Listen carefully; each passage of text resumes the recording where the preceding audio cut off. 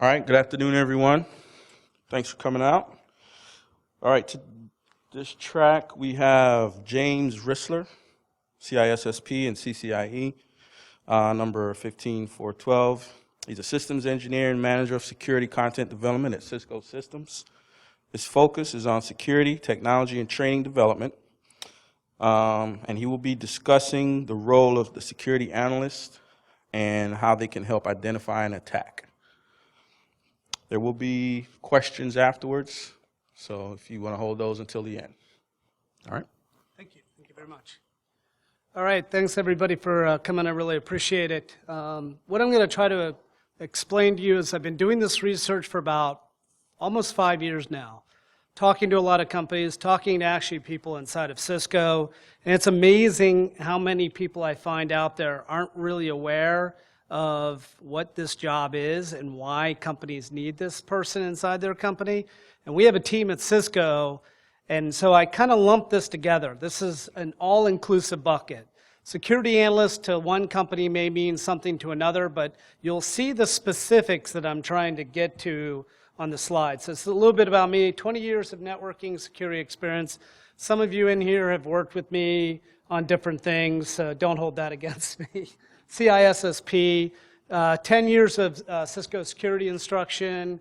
I did DNS consulting, voice over IP consulting, and security consulting, of course. I've got an MBA in information technology, and I'm a current MS cybersecurity student at USF. I'm always taking classes.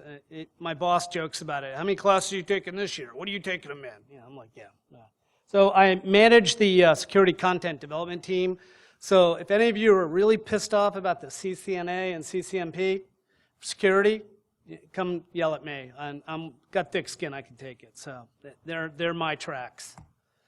All right, so we're going to talk about the why, the threat landscape, the complex threat puzzle we face today. The phases of attacks. We'll look at a not well-known attack. It's a North Korean attack on South Korean think tanks. And I use that to set the stage, and then I jump into the target attack, because I really want to talk about the kill chain and why companies are missing this over and over and over again. Companies like Target that had FireEye, why didn't they pick up on it? And it's going to be a common theme that you'll see.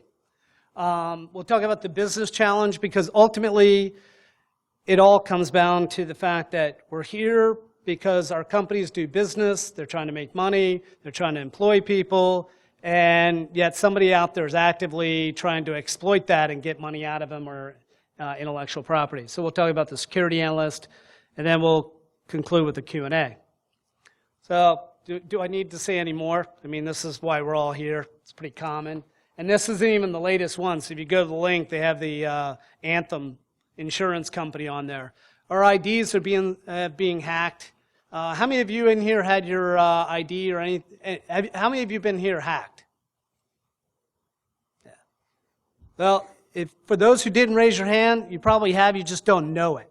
So, found out because my credit card company called me, strange charge, and I ended up tracing it back to a company that I purchased some coffee from in the Midwest. They were hacked, and their credit cards were dumped out of their system because they weren't PCI compliant. Thank you very much. So we see this every day. Every day we hear about these problems. It's getting ridiculous, and we need to start having the conversation to stop this. And companies need to know that they can stop this, at least mitigate it, if they start looking for it. And that's what I'm trying to convince people to do, is to look for it. So here's my boss. He and I are like this. We hang out on his plane. Yeah. So John has to say something here to you, and it's not if you've been hacked, but you just don't know you have. And a lot of people say it around Cisco, because believe it or not, Cisco's probably been hacked. Every company has, and if you haven't been, you will be, or currently are being hacked. So our Chief Security Officer, John Stewart, he's an interesting guy. He put this quote out there, and I really liked it, and I've seen him speak multiple times.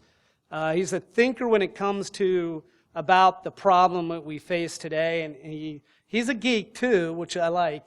So we have to understand the attacker's mindset of what they're doing before, during, and after the attack, and their motivations wrapped around that. Why are they attacking us? And how do we stop it? There's something in your company that they want. And if you prevent them from getting to that by thinking about the kill chain and getting into their mindset, you're already going much further than a lot of other companies do. And trust me, I've talked to a lot of friends of mine that I've been in the Tampa Bay area for over 20 years.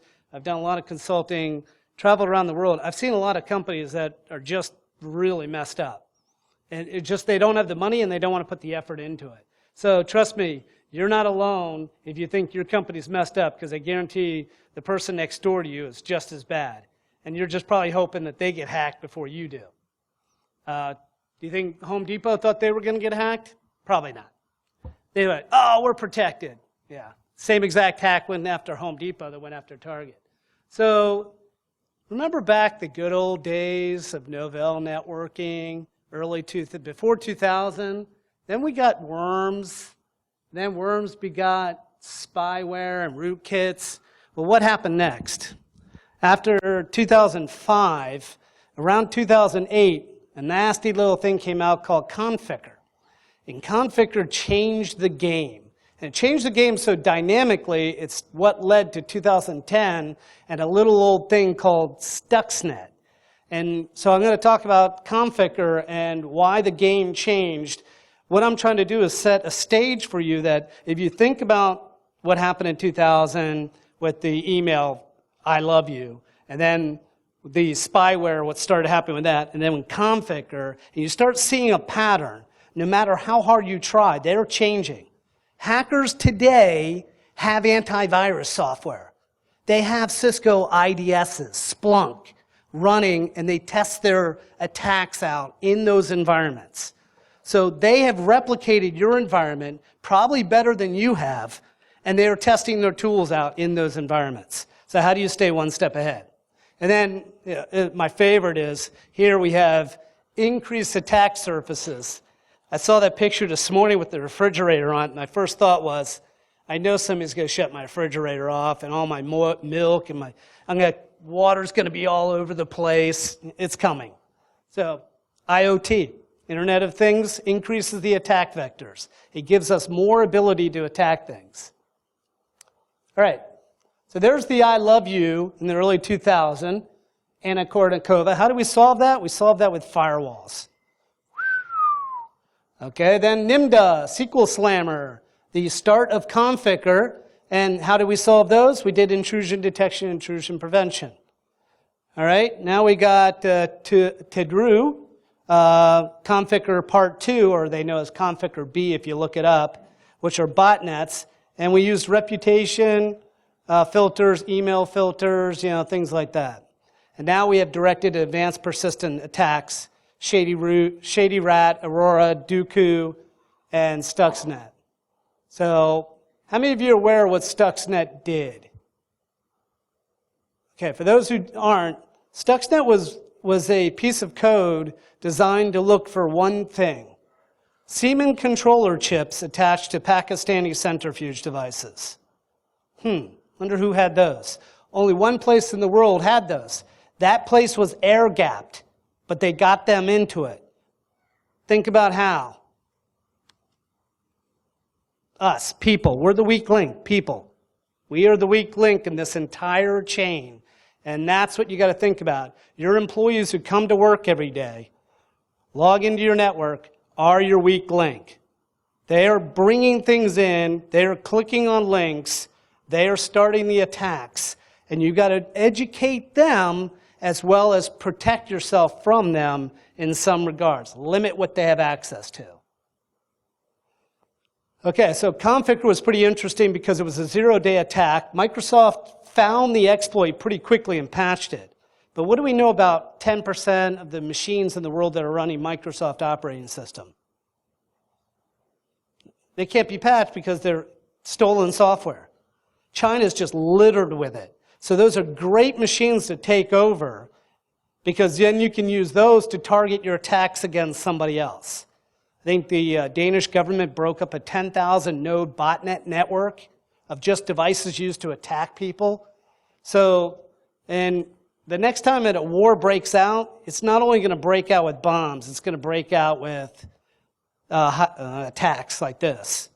Somebody's going to create worms and different attacks to go out there. So Conficker also did a phone home process. So that was kind of new at that time.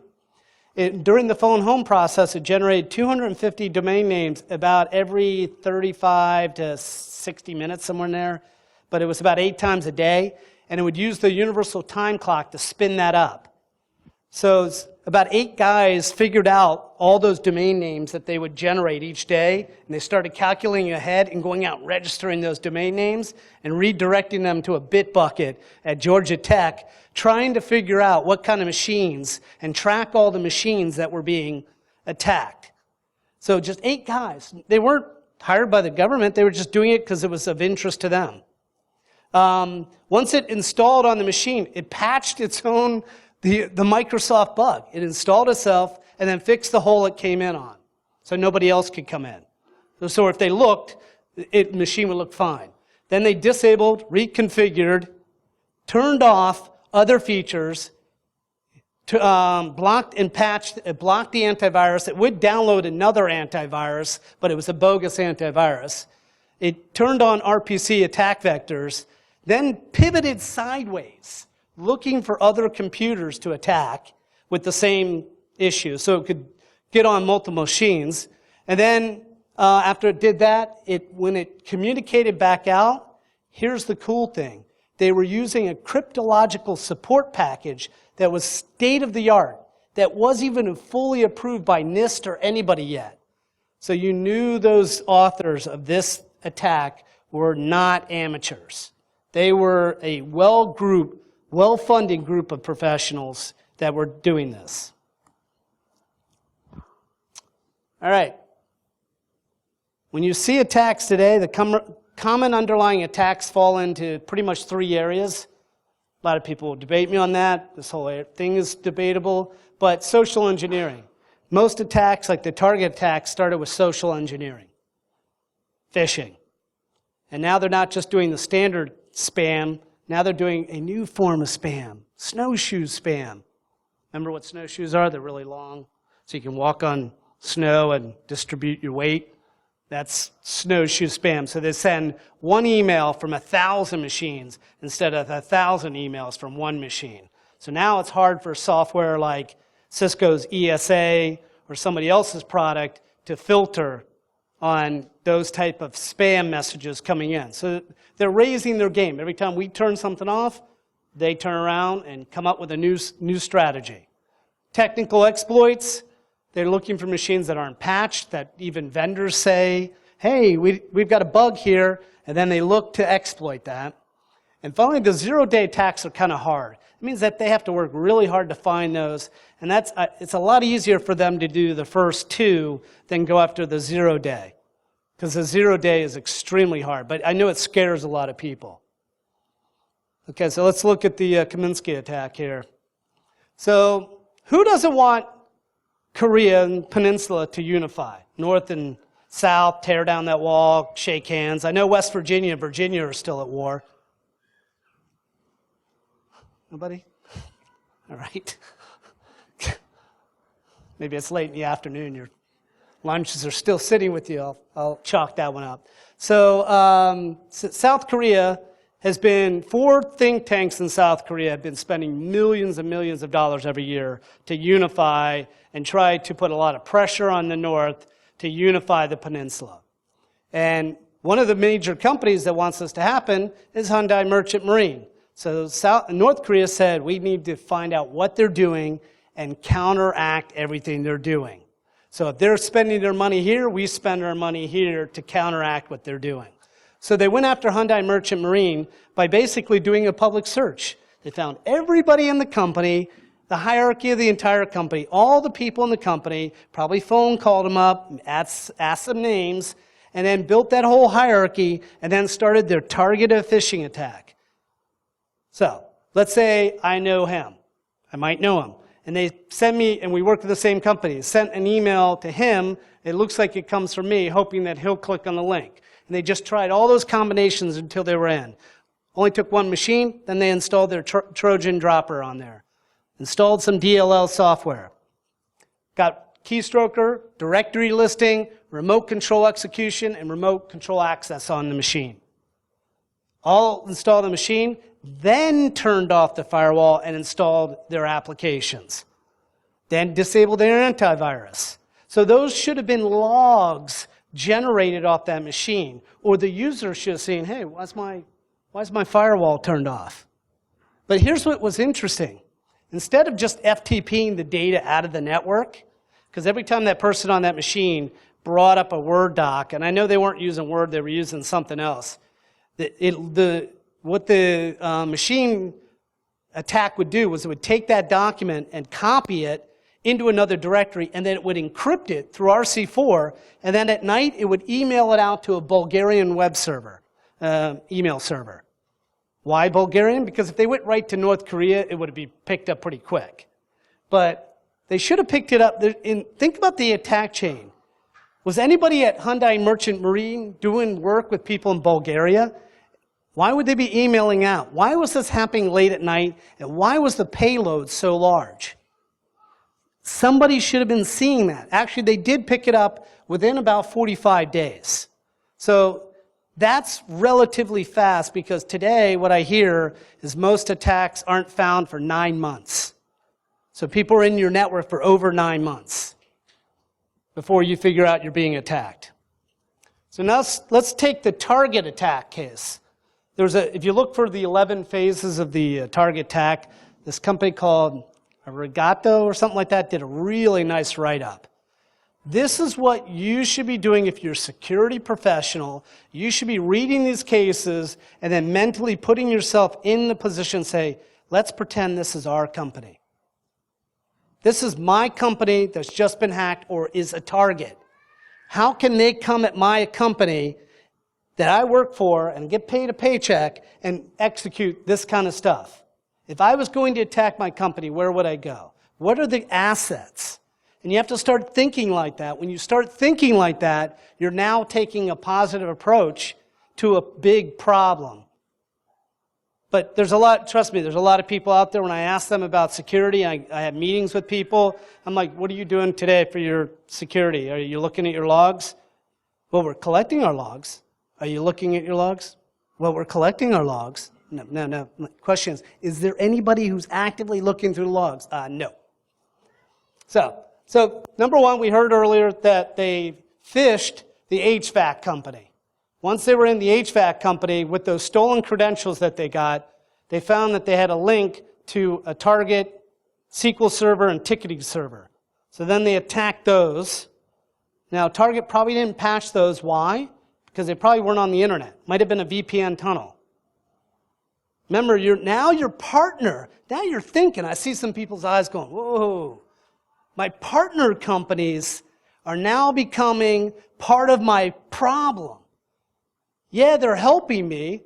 This HVAC company is helping Target, but they weren't really helping them always in the right way. So in this case, you have to think about the partner companies you're working with as being part of your concerns. You know, what traffic's coming across that VPN tunnel? What traffic's remote desktoping into your network? If a user's at home, an executive, and he's been targeted, they might not go after him, but his kids. Put something that his kids will click on to get onto that computer so that he carries it in. If you start looking at attacks like the RSA attack, when they stole the cryptography key for RSA, how did they get onto that executive's machine? If you look back through it, somebody clicked on something and it got to him. Okay, so once they got into the HVAC, they uploaded a PHP to the web server that was their ticketing server. Then they scanned for a SQL server very easily using the actual machine. The name of the machine was SQL Server. Didn't take much to figure that one out. Then they started attacking the AD domain because they owned the SQL Server, and they used pass the hash. How many went to the USF Cyber Conference in the fall last year? Anybody? So this fall, USF's going to have a cyber conference again on campus. They brought in an expert. He ran past the hash on a network that he had somebody set up at his company. He said, set it up, secure it, and I'll attack it and break it. And he was into it within 2 minutes using past the hash. So once they got in, they promoted themselves using past the hash to AD. So think about the attack chain. I just promoted myself to a administrator of my Microsoft Active Directory domain. Isn't that going to generate a log? Isn't somebody like, hey, why this log, somebody just became an administrator. What is this account doing and who promoted it to administrator? Ask some questions. Nobody asked. Then they said, hey, we'll install Angry IP scanner. Hey, we'll tunnel using PSExec. Hey, we'll do SQL attacks. Steal 70 million PII records. So Target got lucky on that one. When they downloaded these 3 utilities, put them on the machine, and attacked and stole 70 million customer records, there was no credit card information. They went. So how long do you think this was going on for in Target's network? So once they were in there, all right, then they downloaded, they said, okay, we didn't get credit card information from going after the SQL database, so where are we going to go? POS. Nobody's been thinking about, and I used to work with a major restaurant chain up in Orlando that people buy a lot of tchotchke stuff at that restaurant chain. Nobody's thinking about the POS machines. But that's always been a weak link, and I knew it, and I was always saying, there's no security on these things. You're not encrypting anything. Of course, they downloaded this tool called Captoxia, and next thing you know, that malware tool was on the POS machines, and they were just siphoning off credit card information. So let's go back. Let's think about the kill chain. They should have stopped the problem right there at number 4. They should have seen the scan. They should have actually seen it at number 3 when somebody installed something on that machine through the PHP script attack. But number 5 is when they really should have gotten it. 5 and 6, when they were scanning the network and promoting themselves to AD, they were making a lot of noise on the network, but people weren't looking. Probably not using NetFlow and probably didn't have logging turned on or just weren't looking at the logs. Most common thing I see is people tell me, yeah, I have IDS running. Yeah, where's your IDS administrator? I don't have one. And then it's useless. All right, and then finally they should have gotten it by looking at the traffic going out of their network. What do you think the biggest weak link in your information data to finding out if you've been hacked could be in your network for outbound traffic? DNS. Keep your DNS server inside your network. Don't use 8.8.8.8. Use your own DNS server. Run logs.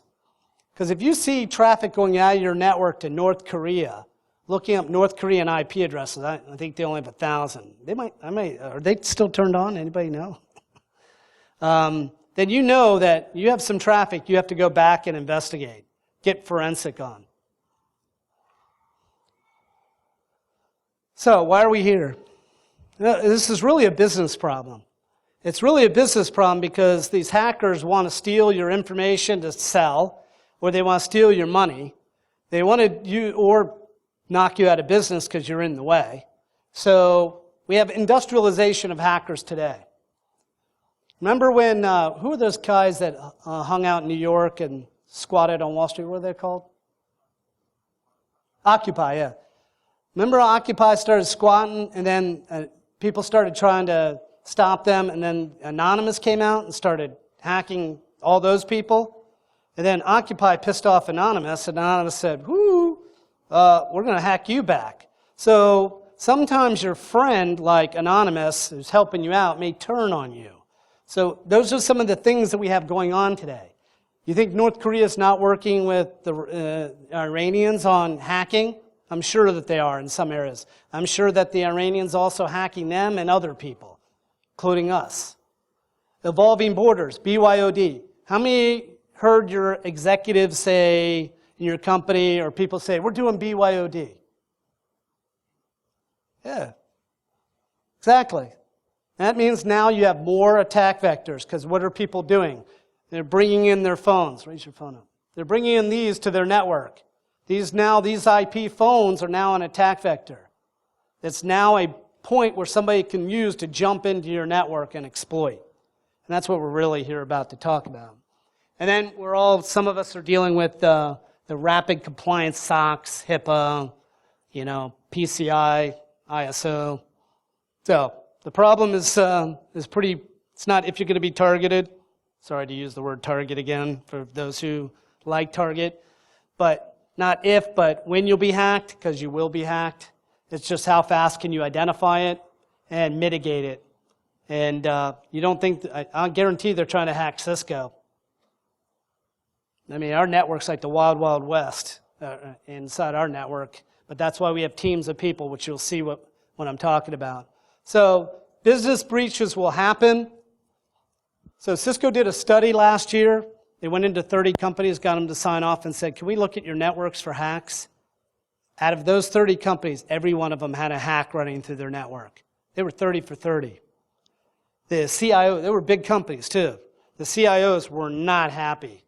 But I think it's getting almost impossible to keep it off your network. It's just how fast can you find it. So you need to start planning before, during, and after the hack. All right. I love this. Do you guys read like the Verizon security reports or the Cisco one or the other ones out there? Those are chucked with information. We have about, I lost track, I'd say over 500 people at Cisco that just work on being security researchers, analysts, looking at other companies' security and looking at Cisco's, and then they bring that information together. So all that data in the report is what we learn on our network, what we learn from our customers, what's reported back to us. So it's pretty interesting, but here's what I find so funny about it is in small companies, only 22% of the respondents see that security is a high priority. You kidding me? That's being minimally observant. If you turn the TV on for 10 minutes on the news, you should be knowing you have a bigger problem than that. I just gave a speech to some small credit unions and leaders of these credit unions, and they were just completely oblivious about security. I mean, executives need to be hearing this every day. But believe it or not, they're not. And another interesting one is CISOs and their ops managers running their SOC department are not even on the same page. And then 50% of the respondents in our survey that Cisco did for the report, did not have administrator or user provisioning, patching or configuration management, endpoint forensic tools like we've seen here, or vulnerability scanning. It's like you have to start protecting your keys to your vault. And then my favorite, only 40% of companies do correlation event log analysis. That's what we're here about, and that's what I want to start seeing companies doing. Why won't they hire it? Because finding those people is hard and they're expensive. You can't outsource that to India or somewhere else. You have to do it. And there's so much data coming in. Cisco touches 1.5 trillion terabytes of data a day. Trillion bytes of data a day. Now, whatever, you get what I'm saying. So what I want you to start thinking about is the attack continuum. I want you to start thinking about before, what you can do. And remember, it's a people problem, but you need to align your people with your processes and your policies. Build that up, and then start looking. Start monitoring out there, identifying data, identifying trends. Are you baselining network traffic? 1 o'clock in the morning, we have 2% of network activity. Except for Tuesday and Thursday night, we all of a sudden have 13% network activity going out of our network. What's going on? Why aren't we looking at this? Impact mitigation. Your communication strategy. Target wasn't ready. Home Depot, a little bit better, but still not ready. Now they've got 40 lawsuits out against them. And by the way, you get free identity checking if you were a target victim or not a target victim. Just sign up for it. So what is a security analyst? And this is kind of like a bucket. I just threw stuff in it, but I did some research to figure out what a security analyst was. I sat down with the guys at Cisco. We have a team in Austin, Columbia, Maryland, where SourceFire was, and San Jose. And then it kind of follows the sun in our Australia data center there. There's a team there. So we kind of have coverage in Belgium, all over the place. And I sat down with them, and I asked them to take me through their typical day. Because as a developer of education, I want to figure out, can I create courses that people can consume and become this person? What would it take for me to go from zero to a security analyst, to work in a SOC, to start reading that data? That's my mindset. I'm thinking like that. What's my end goal? Train people to do that job role. So let's look at the skills, the process they go through, the function, the models, the job role specifically, and the examples. I'll take a pause here. Is there any questions? Is that a yes? Or a no? Maybe? Yeah, you guys are talkers. So we'll take this up to the last minute because I know I'm not going to get any questions. All right. Sorry, I'm making fun of you guys. But I think you're enjoying every second of it. Okay, you might. Yeah, go ahead. You mentioned that there was a gap between the CISO and the SecOps manager. What gap are you referring to? So the question was, is there a gap? What's the gap between the CISO and the SecOps manager? Well, the CISO thinks that they're more protected than the security ops manager does, and they're off by about 18%. So if they had to rank, let's say the CISO says, I'm about at 8 out of 10 secure.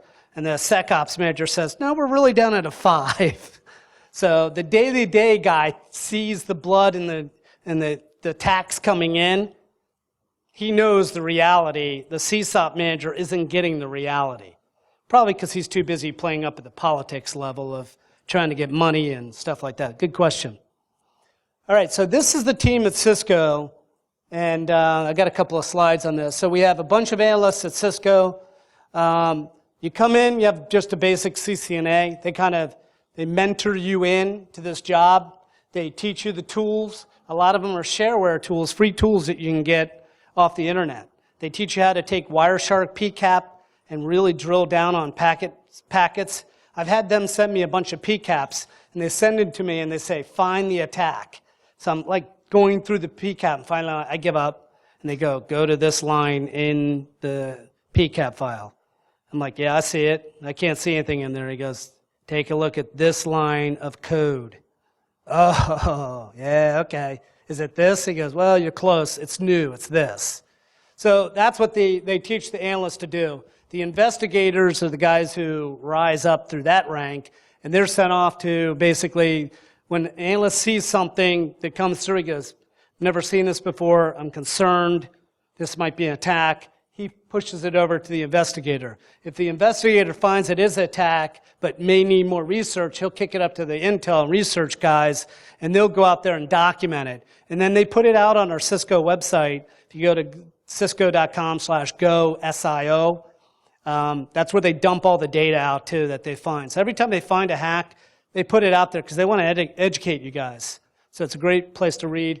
And when the guys burn out in one of those roles, they may roll them off to where they build tools, develop scripts and other tools to basically parse through all that data that they get. And they get so much data. It's just insane. So this is another slide looking at our SOC operations center. You know, intelligence and research generates, there might be an APT. The investigators are looking. They generate data back and forth. The analysts are pumping over to investigation, and look at all the green tools that they're using, the network log, system log, user attribution, analyst tools, case, deep packet analysis. All that's being fed up to the investigators so that they can correlate that data together to figure out what's going on, because the hackers have gotten smart. They don't just come in and make a bunch of noise anymore. They come in and very stealthily move through your network and do it in such a way that they know they won't generate any alarms. They want to be under the covers. They want to be in there for a while. And they're hoping you're not looking. Okay, so part of my research, I used NIST. NIST has our National Institute of Science and Technology, has a conference that occurs every fall called the NICE Conference, the National Initiative on Cyber Education. They also put together a framework on job roles.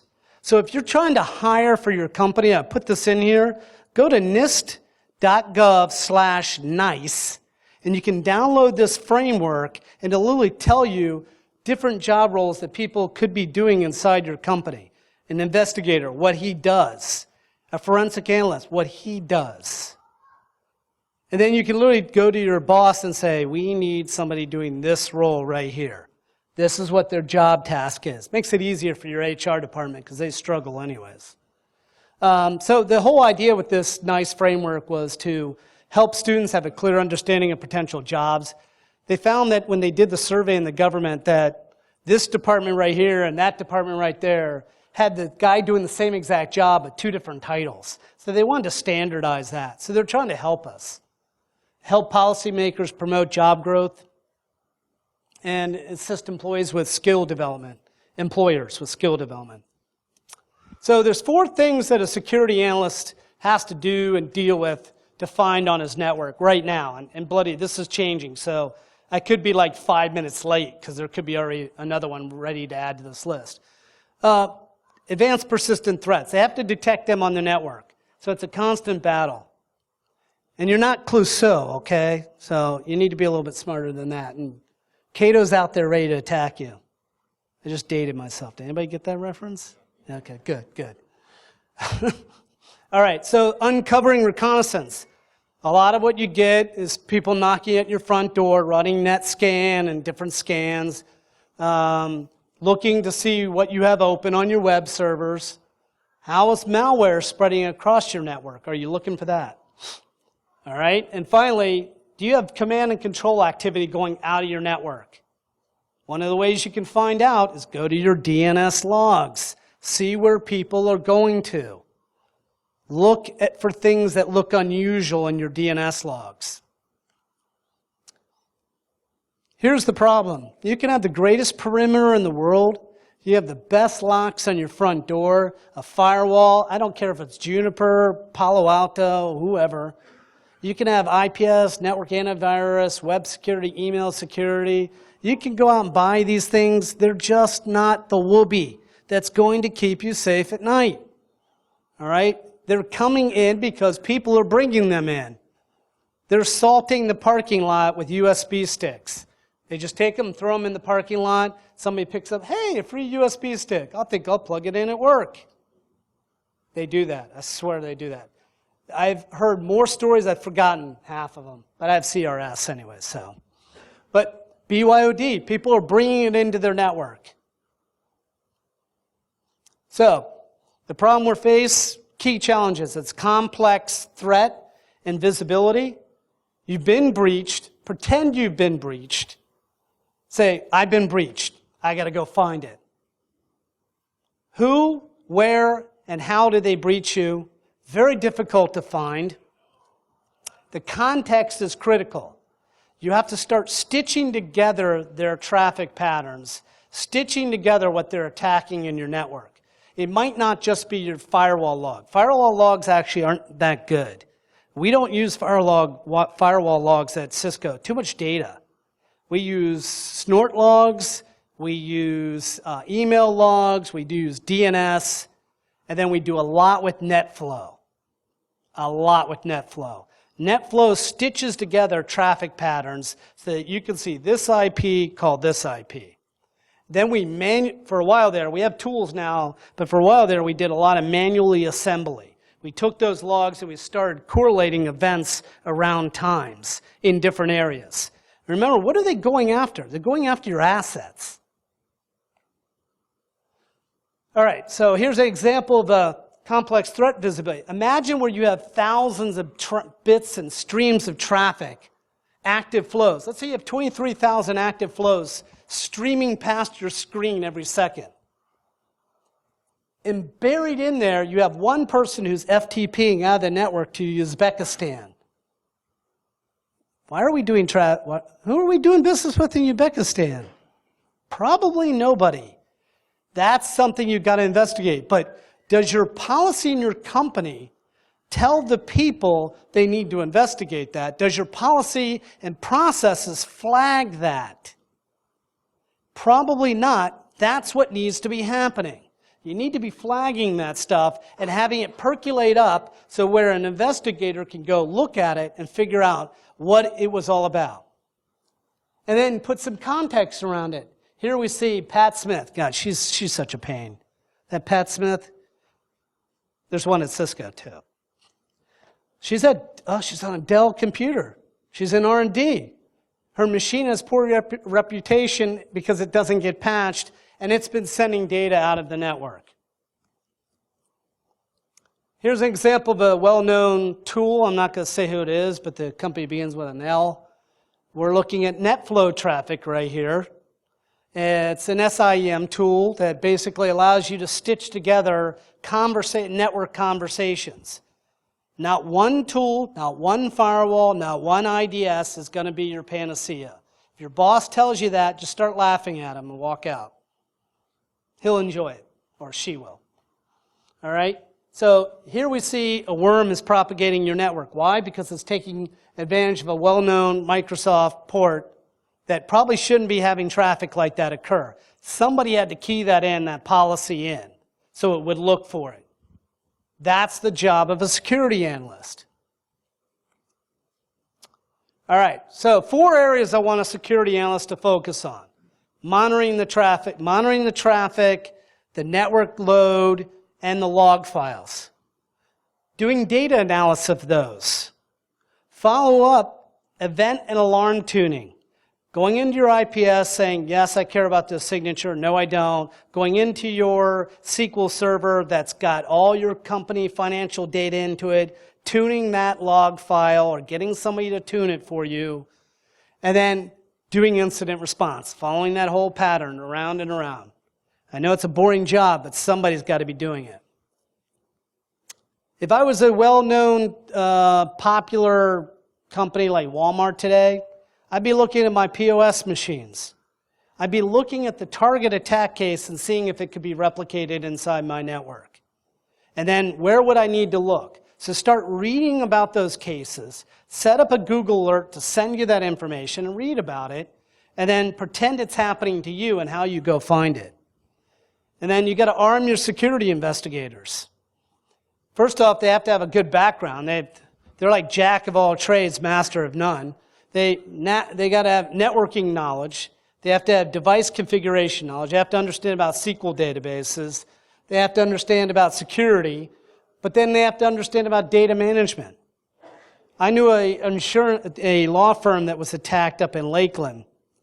And what the attacker did was he basically started them about 3 days after he was in the network. He started wiping out their data backups. They thought they were backing up. The log said the backup was completed, but it was blank. He was writing just garbage. It was junk. He did that to basically so they couldn't restore and track him back.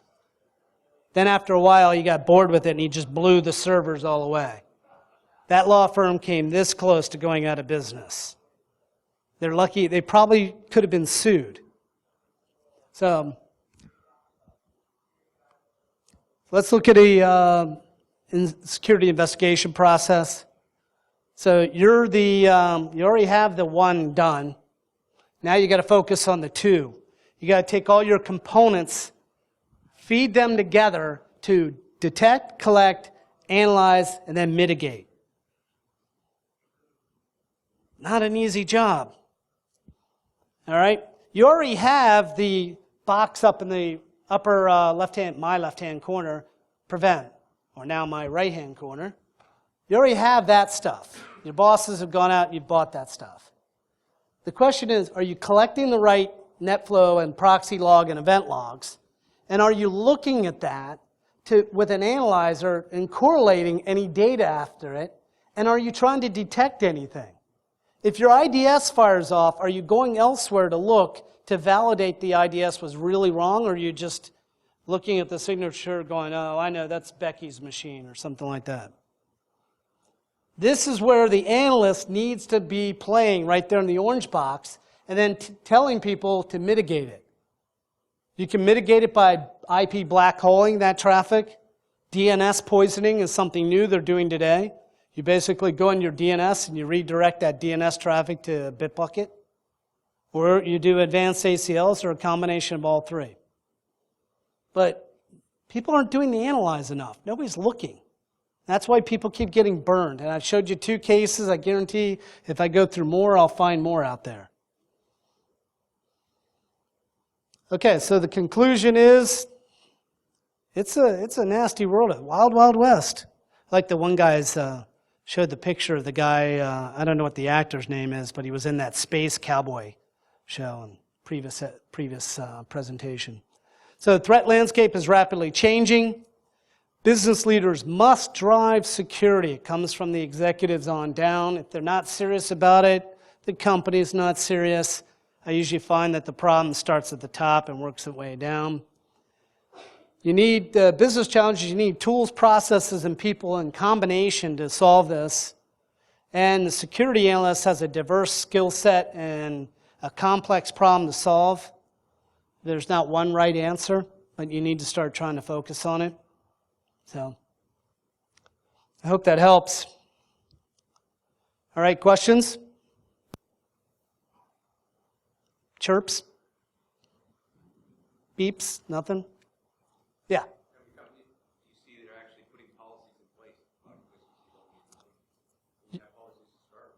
Yeah, they have policies to start with, but they aren't really policies that are considering today's attacks. They're usually outdated.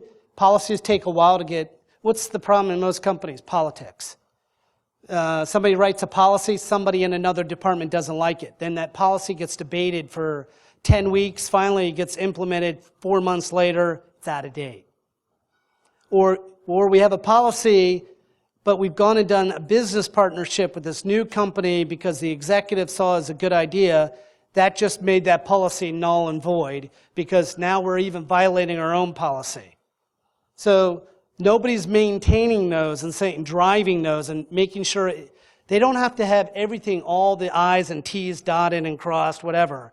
They just have to be there and they have to be fluid and moving with it. And then the people have to be, that's using those as a guide stick, have to be working them, and they're not working them. They're trying to make them all to be, if I make this most comprehensive policy, we will be protected. No, that's just one part of it. You just have to start doing it. Every day you come in and say, we're going to be hacked. Is my policy in place? What happens if I am hacked? How do we respond? How does the board respond? What happens to our stock price? Question? Yeah.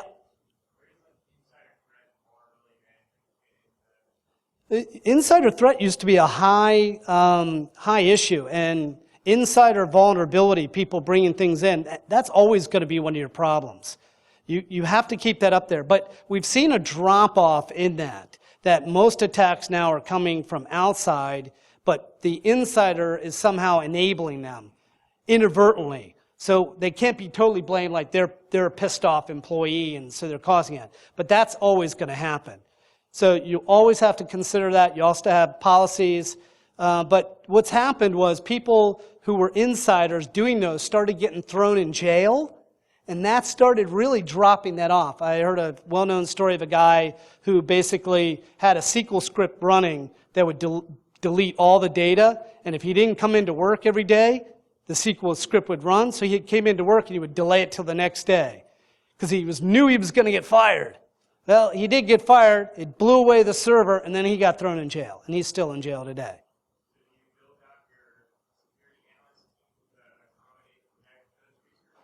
Yeah, they're not only looking at the data that's coming from the outside, but mostly the data that's going from the inside out from the users. That's where your vulnerability is. The data going out of your network, you need to be looking at that more so than the data coming in. I don't care about that. I'm worried about what's going out because that's telling me a lot more. Somebody over here?